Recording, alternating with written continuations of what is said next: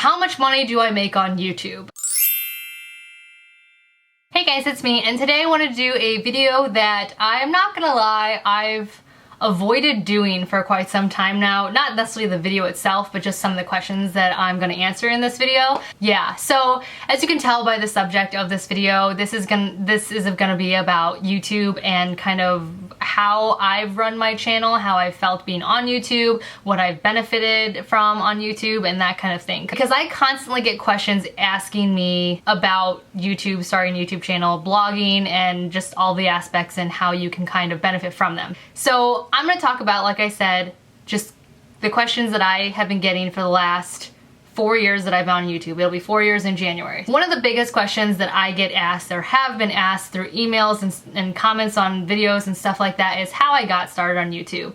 I'm not gonna really talk about this too much because I could go on forever about it, but I got started on YouTube because I was really, really lonely. I was a stay-at-home mom with Wyatt, and me and John were about to start having another child. So I went to YouTube just to find friends, and I noticed that there was a community where all these women were sharing their stories and becoming friends, and I wanted to join in. So I started actually blogging first at my blog, babybellykelli.com, which technically I still do own and I still do operate and run. I just haven't written there in a while. But I started there and I was very passionate about it. I was writing like every single day and I was meeting really cool people through that. But I still felt like I lacked some of my, it lacked something. I felt like it wasn't personal enough. Even though I was like sharing way more than I've ever shared here in words there, I felt like people weren't really understanding who I was, so just by reading the things that I was writing. So I wanted to also incorporate me physically in it, so that's when I started doing videos. I was like, okay, well I'm gonna connect my YouTube channel to it so people can actually see who the person is behind the words. That is when I started YouTube. I started doing YouTube videos and I was like super shy. I was super like, at that point, I had never really been in front of a camera. Oh, we're starting. Hi everyone, hi everyone, I'm Kelly. This is my first video blog that I have ever attempted to do or ever do, and I'm extremely nervous, so bear with me while we try to get this decent. Sorry, the green light on my computer is totally freaking me out because I have horrible stage fright and I'm really, really embarrassed right now. I was that kid who avoided the camera at all costs, and I still sometimes when people pull out a camera to take pictures and stuff, I'm like, you know. When I started doing videos, the types of videos I did were basically TTC, which is trying to conceive, mommy videos about Wyatt and me, and then also a lot of product reviews. I did product reviews just because I didn't know what else type of videos to do. A lot of the times I was purchasing products and then reviewing them. And then I found out that sometimes if you contact these companies, they will actually send you products. That is going to go into my next question that I've been asked, which is how I got free products or how I get free products. So the way that I've gotten free products over the course of being on YouTube has changed quite a bit. When I first started doing YouTube, obviously I had like 5 subscribers. I think it took me maybe like 3 months before I even got more than 10 subscribers. So, you know, because I didn't really have a leg to stand on, so to speak, in regards to my social media presence or my YouTube presence, people weren't sending me stuff. You know, people weren't just like, oh, hey, that's babybellykelli, I'm gonna ship her over this product. People weren't noticing me. What I did was, because I did write a physical blog as well that had more subscribers on it, I started contacting companies, their PR people, asking, you know, hey, could I do a free review for you in exchange for a product? Now, this worked about 75% of the time. 25% of the time, they were like, no, your channel or your blog is too small, or no, we don't do that. And then 75% of the time, they would send me a product. Now, Again, I started doing the reviews just to kind of build content into my YouTube channel because I didn't really know, other than talking about my periods and me and John having sex, trying to have a baby, like, and then Wyatt and my parenting. I didn't really know what else to talk about. So I thought doing product reviews would be nice to kind of pad the content of my channel. In other words, to build up a video base for people to find my channel and watch them. I also did it just because I love video reviews and that's what I go to. So I was like, well, hey, I can do that. In the beginning, again, I had to write and contact these companies and ask for products to be sent to me. And honestly, it was kind of It was awkward at first because I was like, okay, why? Like, I've never asked for anything from anybody. So it was kind of weird to be like, hey, person I don't know or company I don't know, you should send me stuff. So, you know, it took some getting used to and doing that, but after a while it was kind of like I looked at it as a business transaction. I'm getting something from you, you're getting something from me. That's how I started getting free products in the beginning. Obviously, I didn't set my sights really high. I did small things and didn't expect much because I did have a small channel and I wasn't very present in my social media yet. So, you know, you know, you gotta be careful in what you ask for because nobody's gonna give you like a $600 product if only 5 people are gonna see it, you know what I mean? So I aimed low and I hoped that by building up my videos that I would build up a subscriber base. When I started YouTube, I didn't have the intention though of, you know, having a business of it. I didn't think of it as a job. I wasn't trying to make money off of it. So I kind of felt like also doing the reviews and getting free stuff in exchange was kind of a nice way of compensating for the time that I was spending on my channel, because honestly, the only reason I did my channel for the longest time was because I wanted to meet friends, which I, as you guys know, succeeded far and beyond, you know, doing. I've met, you know, 2 of my best friends and lots of other friends that I see, you know, and talk to regularly through text and email and FaceTime, and it's just been like amazing. So after that, in regards to getting free products now, since my channel has grown, I mean, it hasn't, if you think about it, I've been on YouTube for 4 years almost. My channel really hasn't grown that fast or that large. I see other people who have been on YouTube for maybe like a year with like 100,000 subscribers, and I'm like, little bitty me over here with 22,000 in 4 years, you know? But that is because I wasn't actively trying to build my subscriber base. Like, for I'd say up until last year, I was just kind of like doing the bare minimum in regards to like promoting myself. I didn't really care that much. Again, as long as people were watching my videos and enjoying them, it didn't really matter to me. But since I have grown to, you know, a solid 20,000 and more base, and my other social media sites have grown a little bit, I have gotten noticed by companies now. So what happens is that now companies will either just send stuff to my PO box or they will email me asking me if I'm interested in receiving products from them. Now, I always tell people and companies that I interact with that sure, you can send me products, but A, it doesn't guarantee they will be mentioned in a video, and B, it doesn't guarantee that I'll return them. It's very important that companies know that just because a product's not shown doesn't mean I'm gonna return it back to them, because that would cost me money to ship it back. But it's also very important that they know that just because you're sending me something free does not mean I'm gonna talk about it or mention it, because that's not how I wanted to run my channel, and that's not how I wanna run my channel now. I feel like there are a lot of people out there who get free stuff, who talk about it just because they're getting free stuff, and that's just not me. After I started doing day in the lives and beauty videos and other things, I didn't need to do the product reviews. I didn't need to pad my video base. So now it's just kind of like, every once in a while, yeah, I'll do a video review if I really love the product, but I don't need to anymore because I have other content that I like doing. For me, I could take or leave free products. Of course, I always appreciate them and I love getting them and I love trying new things, but again, it's not something I really actively seek out for anymore. So now at this point, like I said, because I have grown in the social media world, I do get free products sent to me without me necessarily having to contact a company. Will I contact a company? Every once in a while, yeah, I do. If I find a product that I really, really like that I want to share with you guys, and that's my intent, is to share it with you, not to just use it off camera, I will contact the company and say, hey, you know, I really love this for this or that reason, and this is what I'm doing, and I would love, you know, would you like to have a working relationship? And that's how that goes. So that is how I get free products. The next question that I get asked often is, how much money do I make on YouTube? And I don't really think that that's a very appropriate question to ask somebody. I've gotten this question asked in numerous different ways. One like, oh, you know, is it worth monetarily doing YouTube? Or, oh, how much money do you make flat out? Or, oh, you know, do you make enough money to call it a job? You know, so I get that question asked all the different ways, but basically I know what everyone wants to know, which is how much money am I making from you watching my videos?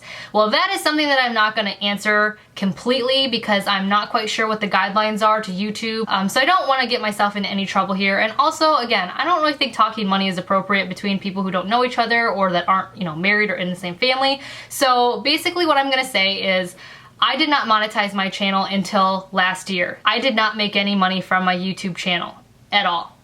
at all. So any video you watched in the last 3 years, when my first 3 years, I did not make money off of any of those. Because like I said, I was purely here just to have fun. I was purely here just to meet people, and I enjoyed doing the videos. So I just, for some reason, it's not that I felt like it was wrong for me to collect money off of it. It was just, I didn't feel like at that point I needed to do it. And I just felt like for my subscribers, I just didn't want to. I know that sounds weird, but I just felt like it was my community and I didn't want to make money off of it at that point. Now what changed since then is that, I mean, up in that whole 3 years, I wasn't really doing it seriously. And then I started really wanting to improve my video quality. I wanted to start doing like a regular 3 times a week.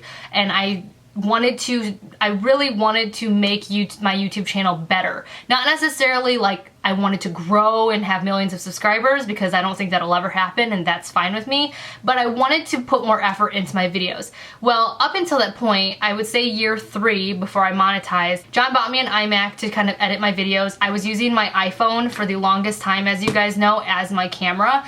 I use it as a front-facing camera. You guys know my sound quality was terrible back then. But so for years, that's what I did, is I used my phone, I used the things I had. So John got me an iMac so that I could edit my videos, because he was being supportive of the community that I had joined, and he wanted to support me in sharing videos in my life because he knew it made me happy. So the cost of the iMac was a lot, and I realized kind of after that if I was gonna start putting money, or at least that much money, or my family or my husband was willing to put that much money into my channel, then I needed to start making money off of my channel to compensate for that. In regards to how much money I make, obviously it's based off of, you know, people who watch our videos. That's how YouTubers make money, is those ads there. So as you can see, I don't really have a lot of subscribers. I don't have a lot of views. I've made money in the last 8 months, not enough to pay rent, not enough to call it a job necessarily, and not enough to live off of, but I've made some money. But technically I haven't even made money. In the last 8 months, I've bought my new Canon that you guys are, you know, watching me through. This is what I'm recording with.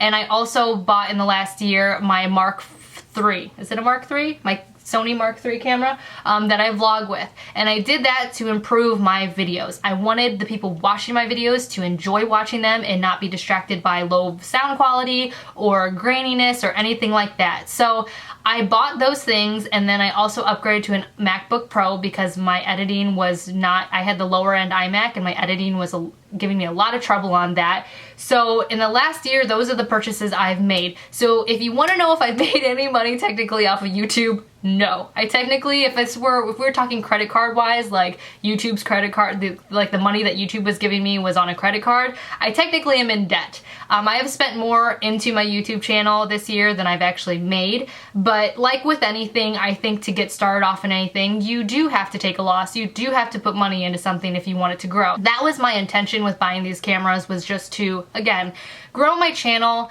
and not necessarily because I want to be, again, a big YouTube star or even make tons of money off of it or have it be a living, because I would never, for me and my family, I would never rely on YouTube as a source of income, just because I know it could be gone tomorrow. You know what I mean? So I don't have a problem with anybody else who does that, but just for me, I wouldn't do that. I wouldn't put my eggs in a basket doing videos. So again, you know, it will be nice I will be excited if I can make some money off of YouTube, but it's not something that's super important to me. So, but as long as I'm making enough to compensate for what I'm spending into it, then that's what's important to me. So again, I monetized last year so that I could bring better videos to you guys. Like, that's that. So again, I've made money, but I've lost more than I've made, and I don't make enough to call this a job, but I make enough where I think it's worth continuing to do. I know that's very broad and very gray, and I know you guys are like, you're not answering my question, how much money do you make?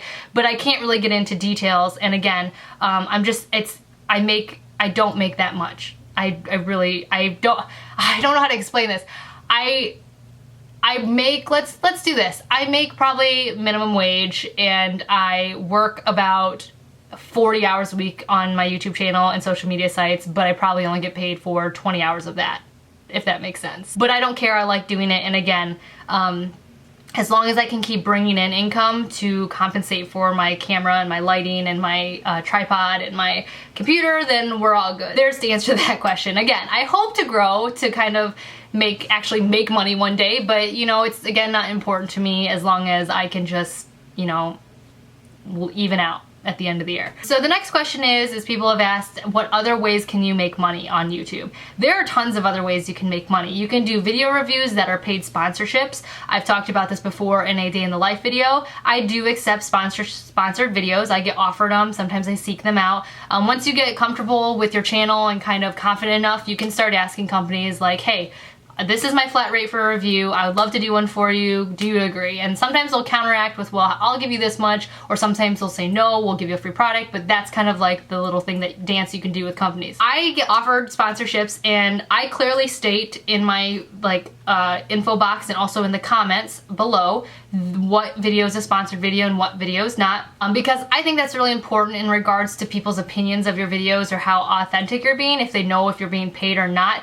I never take a sponsored video or a sponsored product unless I like it. Like I said, I've gotten offered sponsorships for more money than I thought that I could bring in at this level, where I've just said absolutely not, because I had either heard that the company was, you know, had bad, what do you call it, practices in regards to how their materials were made, or because they got really bad reviews. Like, I won't just sell stuff on my channel just to sell it, because that's not who I am. My camera totally died, so I had to replace the battery, but I forget what I was saying. But yeah, so I will accept sponsored products and do sponsored videos, but again, I clearly state that below, and I don't show crap, because that's just not who I am. That's not where I want my channel, or the type of channel I want to be.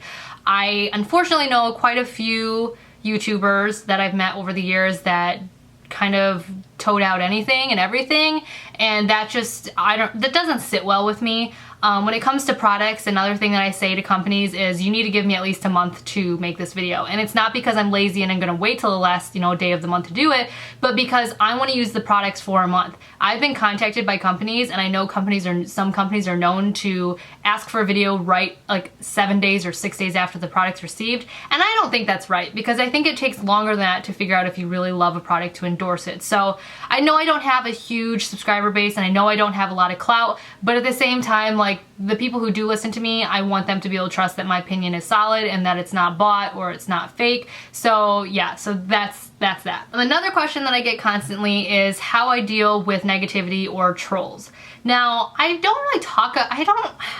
the first year, maybe 2 years on YouTube, I talked about trolls and stuff a lot, just because they really got on my nerves, because, well, that's like what they're set out to do, is to get on your nerves.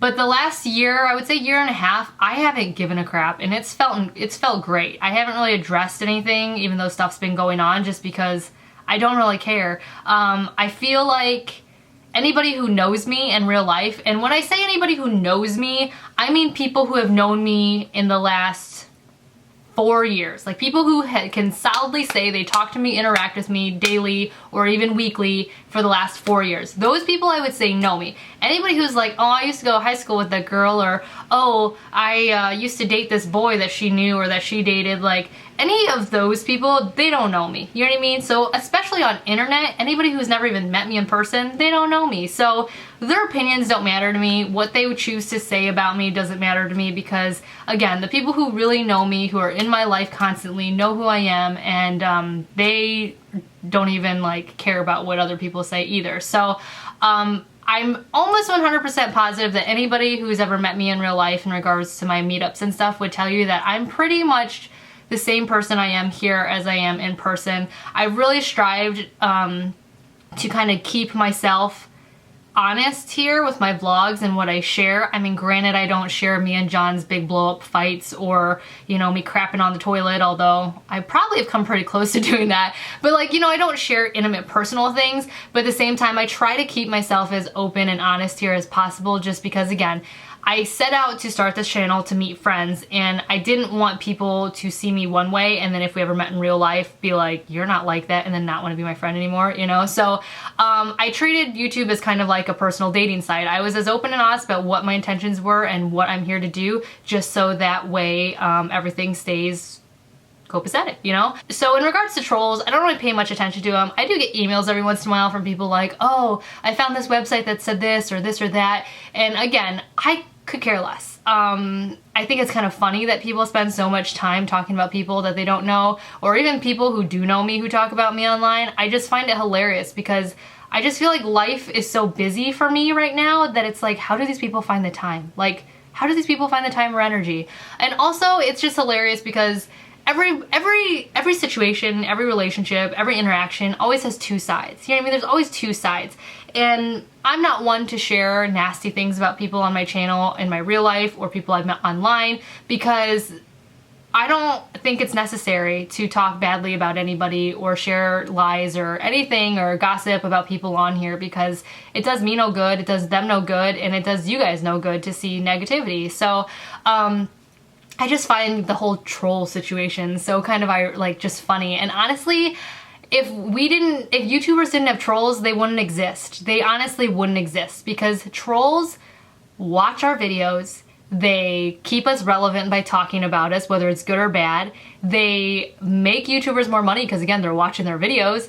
And what's the worst they can do? Talk about you badly to people that don't know you, or, you know, like, they're talking to the internet. It's kind of like what I'm doing right now. I'm talking to the internet. People are either watching or they're not watching. Like, you know what I mean? Like, what I'm doing right now by talking to you guys does not affect my next door neighbors. You know what I mean? Like, trolls talking about you should not affect you, because it just shouldn't. They don't matter, kind of. So I don't really deal with them anymore. I used to get upset and like try to defend myself on camera, you know, and I'd make a video or something, but then I realized how stupid and asinine that was, and it was just like getting me upset, because I know the truth, you know, that kind of thing, and my husband knows the truth, and my best friends know the truth, my friends and, you know, my family, like everyone in my life watches my videos, so it's like I can't really lie or be someone else here without somebody calling me out.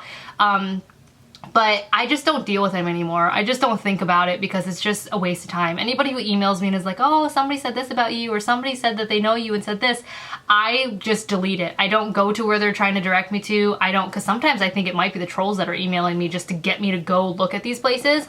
I just delete them now. I don't respond. I used to respond by saying like, oh, please don't write me this or tell me these things anymore, but I realized even that was a waste of my time. So I just delete those emails. I don't look at the comments. I don't go to the websites, and I don't think about it. This kind of brings me to my next thing, which is somebody asked me why YouTubers ask to like videos or to subscribe. So obviously it's apparent why people want you to subscribe, because bigger subscriber numbers mean more attention from other people, because people see, oh, they have 100,000 subscribers, there's somebody to watch, you know, versus somebody who's got 3,000 or whatever, which honestly I think is wrong. I think even if it's a small subscriber, you should watch them, because I have found some amazing YouTubers who have like 100 subscribers, and I'm like, why don't you have more? I love you. Just because you have a huge subscriber base, because there's some large YouTubers who I don't care to watch, doesn't mean anything, but that's why people ask for you to subscribe, is because they want their channel to be bigger. I do add the whole like subscribe if you want, but it's not like because I want to gain subscribers necessarily. It's just for some reason feels like I should say that at the end of video, like,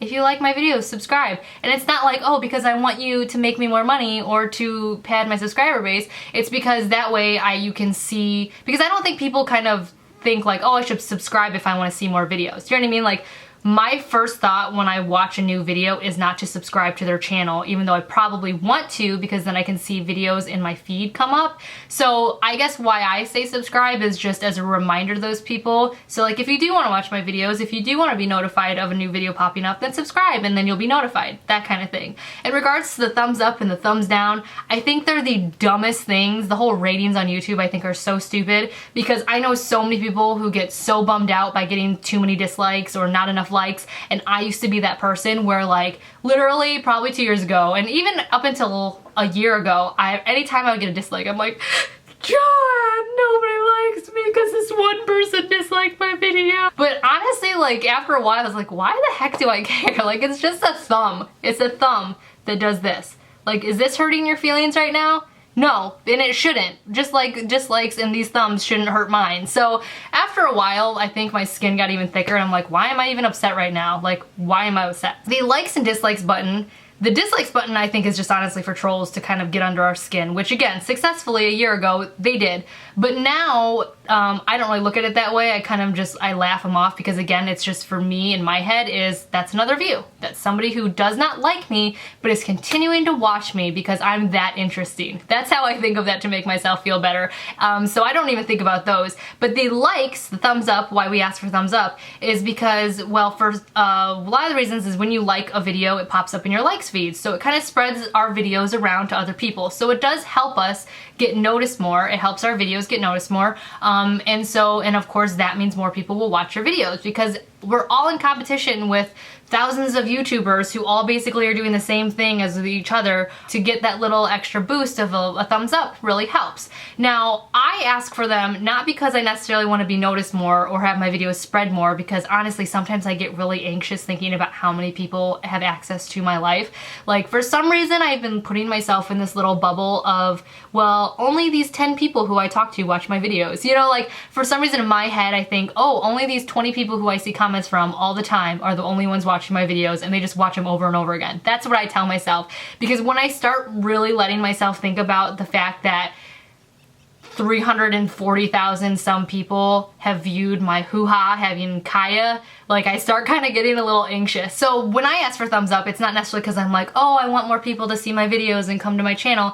I like the thumbs up because it makes me feel like people like my videos.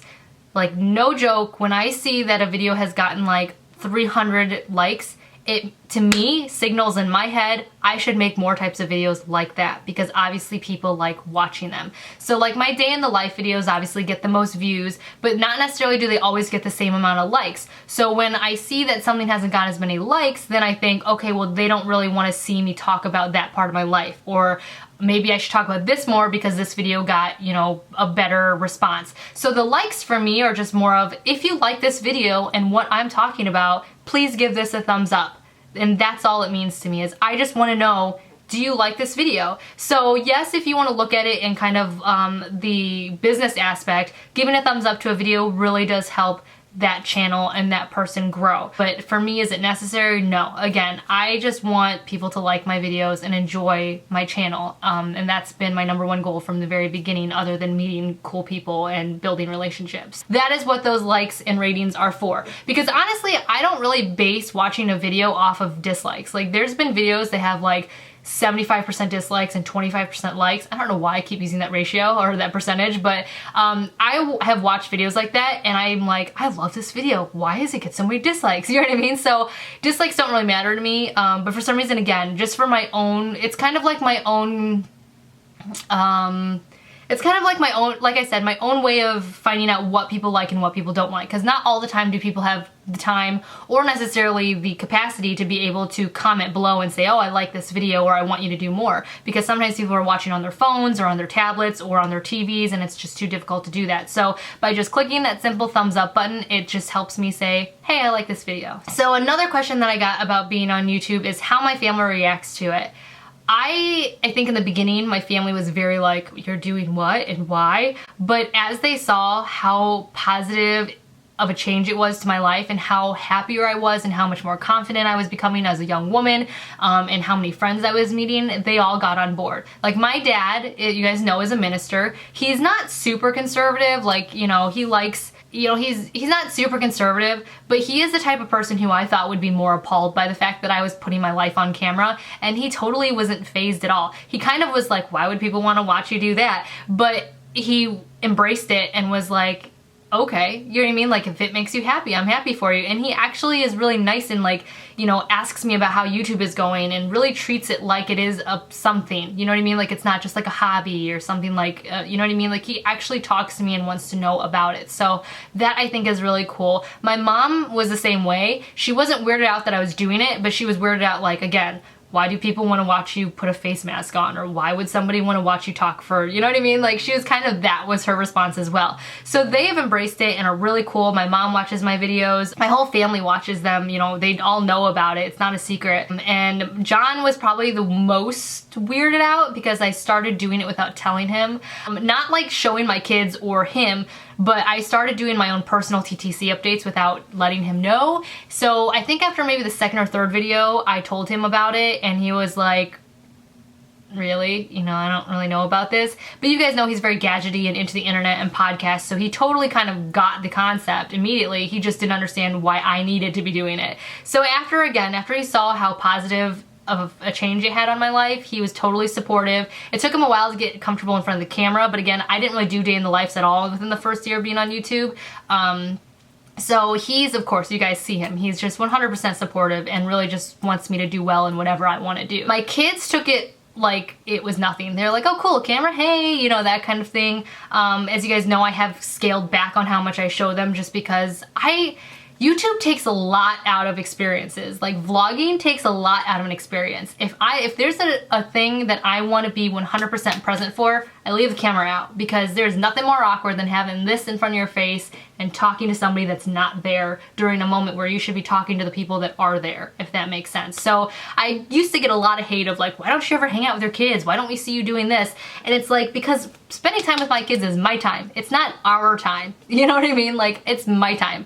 So that kind of brings me back to why I monetized as well, is because when I was spending money on like my iMac and spending money into the YouTube channel and I wasn't making any money back, not only was it taking away from us financially, but it was also taking away, I was spending time editing and doing all these things online, and that was taking away from taking away from time with my kids and family. So again, I monetized because I needed to be able to compensate for the fact that I was spending money on YouTube and I was spending more time on YouTube. So yeah, my family took it really, really well. They still take it really, really well. Wyatt doesn't like to be in front of the camera as much anymore either, so that kind of, it kind of weighs itself out. Kaya's getting really shy, but for some reason likes the camera. And then as you guys know, the Ava situation, after she hit a certain age, I was like, no, I'm not going to show her. And also that's an agreement that we have with her father as well, because again, I'm never going to do anything to make another parent uncomfortable, and that includes showing other people's kids. And Ava does have another parent, and I need to be respectful, just like I would be respectful of Timmy and Johnny at the park. You know what I mean? Like, they're not my kids, I'm not gonna show them. So yeah, so everybody took it really well. My friends even, they're kind of like, oh cool, like, you know, I've actually hooked up and connected with a lot of my old high school friends or junior high and elementary school friends because they found me on YouTube or on the internet. And one of a friend that I'm getting really close to, hi Ingrid, she found me through YouTube off of my Ergo review that was like 2.5 years ago, and like found me at the mall, and we've been friends ever since. So nobody seems to be weird about it. It's just kind of like that initial like shock of like, well, why would you want to do that? So the last question I get is it worth it to start a vlog? I either get, is it worth it to start a blog, or is it worth it to start a vlog? And I would say that for me, it was worth it because I've gained so much out of it. I've gained friendships. I have gained, you know, a sister. You know, Lisa's like a sister to me. And, you know, after, you know, I was able to donate my eggs to her because of YouTube.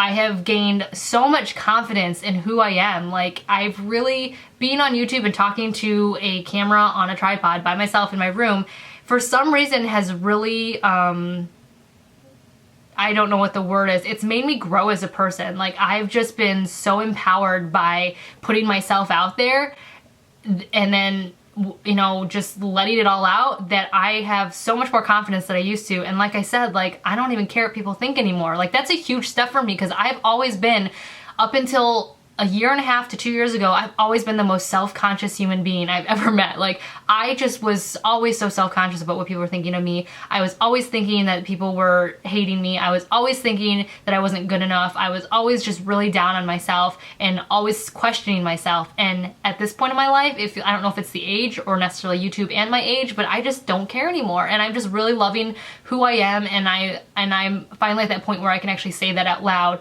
and not feel like I'm bragging, but just really just saying the honest truth of, I am comfortable in my own skin and with who I am and the type of person I've become. So YouTube played a huge part in that by, again, empowering me to put myself out there. So in those aspects, I would say YouTube was worth it. But at the same time, I know I've seen YouTube ruin a lot of good people, whether it's been people I don't know, like, you know, I won't mention names, but more popular YouTubers who've kind of gotten too wrapped up in it, or even personal friends of mine who have gotten, there are a few girls that I started YouTube with, and when I say started is we all started at the same time because we were all pregnant at the same time, and I've seen them all disappear, and a lot of them email me saying that it was too much. People were being too mean or saying these things and they couldn't take it, and that just hurt my feelings. I'm like, why? These people are nice women who are just trying to be a part of a community, but these people won't let them, you know? So I've seen a lot of good people get hurt by being on YouTube and by blogging and putting themselves out there. So in that aspect, I don't know. I would say that it's worth it if you have the skin for it. It's worth it if you can do it and realize that like other people don't matter, trolls don't matter, that kind of thing.